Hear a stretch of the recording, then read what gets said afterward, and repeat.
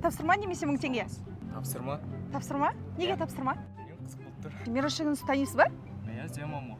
Да, Земаңыз ба прям? Мираш Жүгіністің егер де 3 әнін әндетіп берсеңіз, мен сізге 10 000 теңге беремін. 10 000 теңгеңізді беріп қоя салайық заранее, иә? Әндетемін сені сағынғанда, тең етемін атпақ атқан таңға.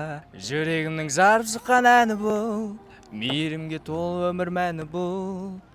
Болшы жаным, болшы тек жанымда. Екінші өлең қандай өлең айтасыз? Сенің жүзіңнен сезімді көрем, бақытқа толы кезімді Мен ба? көрем. Жалғанда жаным ауырғанда, сен менің емделем. Бірімізге біріміз тағдыр таңдаған, жандарымыз бір-екі. Сіз білесіз ғой, 7 қыркүйек күні Центральный стадионда Мираш Жүгіністің концерті болайын деп жатыр. Иә, білем. Или енді естіп тұрсыз ба? Жоқ, инстаграмнан көрдім. Так, енді үшінші өлең. Бері қара қане қарашы бері, аузын аша көрінеді жүрегі.